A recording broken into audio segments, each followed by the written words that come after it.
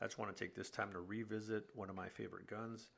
This is the SD9VE, chambered in 9mm. That's what the 9 after the SD is. For those of you who don't know, they do have an SD40, which is of course the 40 Smith & Wesson version. I think this is one of the best value guns that you can pick up, especially if you're an individual who is looking into getting into firearms but don't want to start off with the $500-600 price range. You're not even sure if it's for you, or maybe you just want to do something to have a firearm, something simple you can keep around the house. You're not really a gun person, but you do want to be able to defend yourself, or you're looking to give it as a gift to someone. This gun is approximately $300 depending on where you buy it and when you buy it. I bought this used in like new condition for $195, so I got a great deal on it. I've done a few upgrades on that. On this particular handgun, that's another good thing about getting a relatively inexpensive firearm, is that you can do modifications, make it more comfortable for you. Those modifications in most cases are also relatively inexpensive. This one does have an extended takedown little lever, and it just gives you something to grip onto. The original one is a little short and they're a bit smoother, they're not so sharp, so you end up having to kind of dig with your fingernails. With this one, you can actually use your fingertips, which is really, really good when you're doing the basic takedown for cleaning. You learn a little bit as you, of course, pick up and start utilizing your firearm more often. The other upgrade I did, also didn't cost me a fortune, was the trigger. This is the Apex trigger shoe. It does have the Apex trigger kit in there, which is just a few springs. If you can take this down and clean it, you can change out the springs. It's pretty simple. A little bit of YouTube, little Googling, and you'll be able to go ahead and take this apart, switch out the pieces. If you're not comfortable, you can by all means take it to a gunsmith, but of course now you're adding to the cost. The shoe is somewhere about $35. So was the spring kit. One paycheck you could buy one, next paycheck buy the other. The takedown was somewhere about $20, also relatively inexpensive. These aren't $150 triggers or crazy pieces like that. This was the most expensive upgrade I think I did, and this was just a steel guide rod. This is just because I like the way it looked. It comes with a polymer one. I'm not shooting full auto. This gun is not capable of that, so I'm not worried about that melting. I just thought it looked a little nicer with that nice clean look. It kind of reminds me of the brand, the Car. Their front of their guns look a little bit like that. This is about the size of a Glock 19 at less than half the price. Glocks are pretty simple, straightforward. A lot of their pieces end up being switched out, a lot of their parts. So you're customizing those, of course, because of the brand name. Some of those pieces can become expensive. Next thing you know, your $600 gun turned into an $800 gun.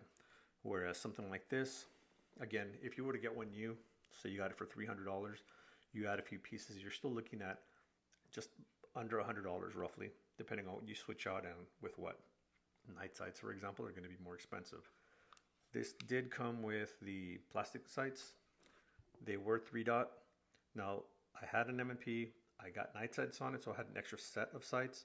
So I did go ahead and just switch them out, upgrade these to metal sights. All I had to do there was just get a little black Sharpie, black those out. I could pick up the sight better like that. You could do whatever you'd like.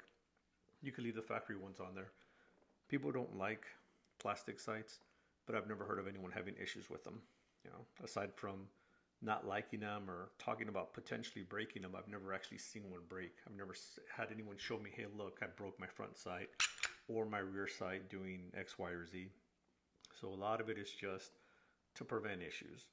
But again, I've never heard of any actual issues. If you have, comment below. Maybe you've had issues with plastic front sights. I've never heard of it. So again, great value.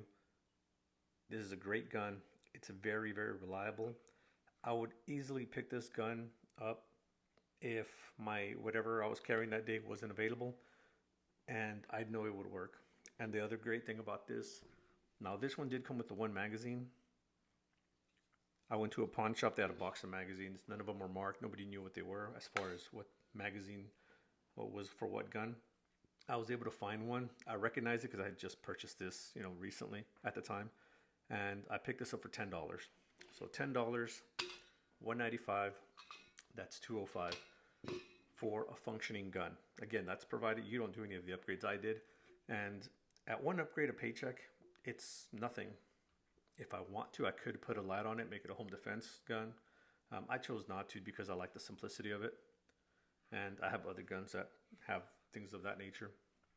But this is something I would recommend any of you pick up. And again, it's just the cost and the value. This is the best gun I can think of that I've seen in that price range. Everything else that comes close is $500+ plus. I think this is a lot better than Torch G models, including the G3s. A lot of that's preference. I don't like the frames. This is solid, this is simple, and this is utilitarian. I mean, it's going to work. That's what it's for. You can use it at a range for fun. And of course, it does have that little peephole just to check to see if you have a live round in there or not. For those people who do want that little extra bit of security. It doesn't have a thumb safety. I don't know if they make one with a thumb safety. I've never seen one. But quite honestly, the safety is going to be you. Don't put your finger on the trigger. Don't be one of those people that pick up the gun like the movies and automatically have it with your finger on the trigger with something in the chamber. So that's just you. You get used to all of that once you start training with guns. Once you start handling them more, you know what to look for, what not to look for. But anyway, that was just showing off a few of the upgrades. That was the latest one. I don't anticipate doing anything else to this gun. I just have it the way I like it. As I mentioned, I have other guns that are more accessorized, extended mags, things of that nature, lights, lasers, red dots. This will not be one of them. This will always be something I keep. I don't ever plan on getting rid of this gun. And I know it'll be with me years and years later. That's how good and solid they are. So again, if you're looking for something inexpensive, you want to get into firearms, don't want to spend a lot, look at something like this. There's always something out there for everyone. You don't have to get, you know, a 20, 30-year-old gun because it's inexpensive, that's full of rust, you're not going to like, it's going to look ugly, or that's just not going to fit you. This is pretty middle of the road when it comes to most users. So consider it. This is just for a size comparison. This is my Glock 19. And if you can see, back to back, sights are right there, lined up. Barrels right there. It's guide rod of that one, guide rod of this one. Almost identical in size. Length, of course, this one has an extended base plate underneath, but the mag wheel is right there. So is the mag wheel of this one right there. So pretty much same size as the Glock 19 as I mentioned before. Let's stand this one up. That's just a quick side by side.